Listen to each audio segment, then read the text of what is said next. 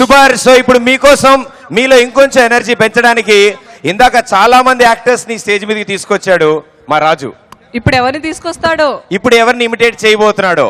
yes, so let's welcome imitation Raju once again. Hi అండి. ఒక విలేకరి రోసయ్య గారి దగ్గరికి వెళ్ళి, రోసయ్య గారు ఇంతవరకు ప్రజాసేవ ఎన్నో రకాలుగా చేశారు, మీరు కాసేపు చిన్నపిల్లవాడిని అయిపోయి స్కూల్లో చదువుకున్న పద్యాలు ఏమైనా నేర్చుకున్నాయి చెప్పండి అంటే, రోసయ్య గారు చిట్టి చిలకమ్మ అమ్మ కొట్టిందా అన్న పద్యం చెప్తున్నారు. రోసయ్య గారి స్టైల్లో ఎలా ఉంటుంది? చిట్టి చిలకమ్మ అమ్మ కొట్టిందా, తోటకెళ్ళావా, పండు తెచ్చావా, పండు తెచ్చి అక్కడ పెట్టో చెప్పమ్మ, నేను కూడా కొంచెం రుచి చూస్తా, తీగా ఉందో పుల్లగా ఉందో చెప్తా చెప్పమ్మా చిట్టి చిలకమ్మ. ఏంది చెప్పవా, నువ్వు అంత పుడింగివా, అసెంబ్లీ నన్ను చూస్తే భయపడతారు, నేను కూడా తినకుండా చేస్తామనుకున్నావు పండు. ఏం మాట్లాడుతున్నావు? అందుకే మీ అమ్మ కొట్టినట్టుంది. నా దగ్గర చిన్నంతరం పెద్దంతరం అక్కడ మాట్లాడతా, పండు ఇచ్చే, ఏం మాట్లాడుతున్నావు అని ఆ స్టైల్లో రోసయ్య గారు చెప్పారండి. అలానే వి హనుమంతరావు గారే తెలా చెప్తారు. నేను ఒక్కడే చెప్తున్నా చిట్టి చిలకమ్మ, మరి ఆ పండు అయితే తెచ్చినాము కానీ అధిష్టానానికి సోనియా గారికి ఇవ్వాలి, లేకపోతే రాహుల్ గాంధీకి ఇవ్వాలి, అదంటే అంతకన్నా ముఖ్యం ఏం లేదు, ఆ విధంగా ముందుకు పోవాలి, ఏముంటుంది నాకు ఈ పండు గురించి తెలియదు తీపో అని ఆ రేంజ్లో చెప్పారండి. అలానే ఒక ఆయన రోడ్డు మీద వెళ్తుంటే గుండు హనుమంతరావు గారు అబ్బాయిని చూసి ఆ అబ్బాయిని ఆపి ఆయన్ని ఎలా తన ప్రశ్నలతో విసిగిస్తున్నాడు. భలే మంచి రోజు, ఒరే ఇట్రారా, మీ ఇంట్లో అంతా పండగ వాతావరణం కనపడుతుంది, ఏంట్రా అంటే ఈరోజు మా తాత 199వ పుట్టినరోజు చేసుకుంటున్నాడు సార్, కేక్ వస్తున్నాడు. అంటే ఇంకా మీ తాత పోలేదా? ఏం సార్ అలా మాట్లాడతారు? మా తాత ఎంత గొప్పోడో తెలుసా? ఏం చేశాడు? ఆ రోజు జాతీయ పక్షిగా నెమలి ఉండాలని పోరాడి సాధించాడు సార్ మా తాత. మీ తాతకి బుద్ధి ఉందా లేదా? ఆ రోజు జాతీయ పక్షిగా కాకి కనిపించలేదా మీ తాతకి?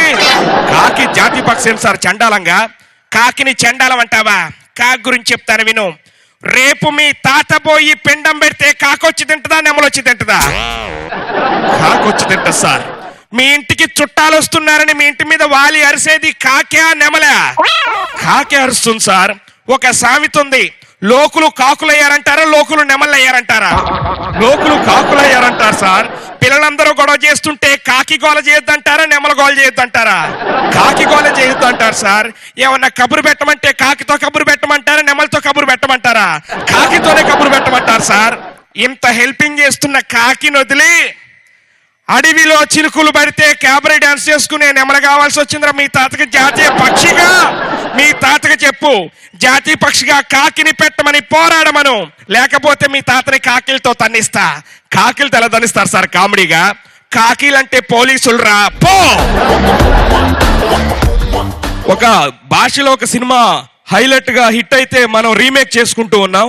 అయితే టైటానిక్ అనే సినిమాను కూడా రీమేక్ చేద్దామని మన తెలుగు ఇండస్ట్రీలో ఉన్న డైరెక్టర్లు అందరూ కలిసి ఒక నదిలో ఒక పెద్ద షిప్ తయారు చేశారు.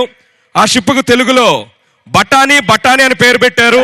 ఆ సినిమా హీరోగా ఆలాంధ్ర సోలందగాడైన బాబుమోహన్ గారిని పైన నిలబెట్టారు. అనుకోకుండా బాబుమోహన్ గారు నీళ్ళలో పడిపోయారు. అప్పుడు రావు గోపాలరావు గారు చుట్టుపక్కల ఉన్న వాళ్ళందరిని అడుగుతున్నారు, ఎవరు కాపాడారు బాబుమోహన్ గారిని? అయ్యో అయ్యో ఏవండి అంబరీష్ పూరి గారు, మీరు తొందరగా దూకి మరి మన బాబుమోహన్ కాపాడండి, ఏమంటారండి? మహాశ్రేష్టలం, నేను ఇప్పుడు మంత్రాలు చదువుతాను, మీరు నాతో పాటు మంత్రాలు చదవండి, అప్పుడు బాబుమోహన్ పైకి వస్తాడు. ఓం భీం షా, బాబుమోహన్ పైకి రా. ఓం భీం షా, బాబుమోహన్ పైకి రా. బాబుమోహన్ పైకి రా అంటే పైకి రాడు, డైరెక్ట్ గా పైకే పోతాడు. ఇక మంత్రాలకు చింతకాలు రాలో గాని, ఏమండి కృష్ణరాజు గారు మీరేమన్నా కాపాడతారా? ఏట్రా నీకు ఫ్లాష్ బ్యాక్ గుర్తుందారా? ఆ రోజు నీళ్ళలో ఐశ్వర్యరాయ్ పడితే నన్ను నెట్టేసి నువ్వు కాపాడి, ఇప్పుడు ఈ బాబుమోహన్ నన్ను కాపాడమంటున్నావురా? అంటే ఐసు నీకు ఈ నీసుగడ నాకరని అబ్బ కొబ్బరికల సుబ్బరాయుడు కత్తను కొజాలకి రాయ్ అయ్యయ్యో ఆ రోజు ఏదో కకృతి పడ్డాను కానీ ఏమండి ప్రకాష్ రాజ్ గారు ఖచ్చితంగా కాపాడుతాను సార్. బాబమ్మోహన్ కోసం లోపల దూకి నాకు పైకి తెస్తాను. నాకు అవార్డులు ఇవ్వాలి, రివార్డులు ఇవ్వాలి, డబ్బులు ఇవ్వాలి, గిఫ్ట్లు ఇవ్వాలి. అంతకన్నా ముందు ఏం చేయాలంటే నాకు ఈత నేర్పించండి సార్. ఈత సార్ వస్తే నేను కాపాడుతాను సార్. మోనార్కున్ సార్. సావు కబుర్ సల్లగా చెప్పినట్టు ఇంక ఎవరున్నారయ్యా అని వీళ్ళందరూ అడుగుతుంటే సుధాకర్ గారు లేటుగా వచ్చారు. సుధాకర్ గారిని అడుగుతున్నారు, ఏమండి సుధాకర్ గారు? ఎక్కడైనా కామెడీ అక్కడ హీరో కాపాడుతాడు రండి అబ్బా. ఒక్క నిమిషం కూడా ఇక్కడ ఈస్ట్ వెస్ట్ నార్త్ ప్రాణాలు కాపాడుకోండి అని పరిగెత్తుంటే కృష్ణ గారు కాస్త లేటుగా వచ్చారు. కృష్ణ గారికి సుధాకర్ గారు ఎదురయ్యారు. ఏంటి సుధాకర్ అక్కడంతా గుంపలుగా ఉన్నారు? లోపల నీళ్ళల్లో ఆ రోజు నన్ను పిచ్చకొట్టుడు కొట్టావు. చెప్తాను, లోపల నీళ్ళల్లో దీపిక పదుకొని పడింది సార్.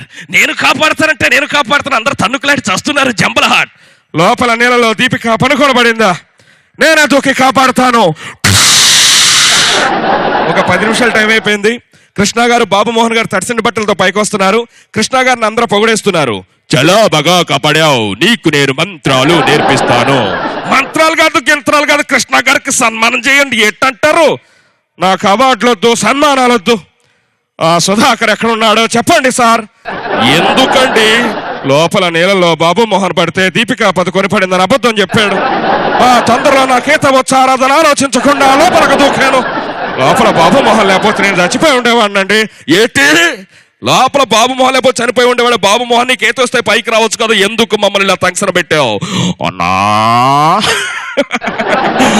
చెప్పు అన్నా, చెప్పయ్యా. లోపల నేను నీటి పందులు తాడుకుంటున్నానన్నా. ఆల్రెడీ ఒకటి ఫ్రెండ్ అయిపోయింది. కృష్ణ గారు వచ్చి డిస్టర్బ్ చేస్తున్నారు, అందుకే పైకి తెచ్చాను. ఎందుకో ఏమిటి ఎలా రింబోల ఇక కానిచ్చావు కానీ మరి స్నానం చేస్తే మన సినిమా షూటింగ్ స్టార్ట్ చేసుకుందాం. ఉంటాను, మీ Rao Gopalarao. Thank you very much.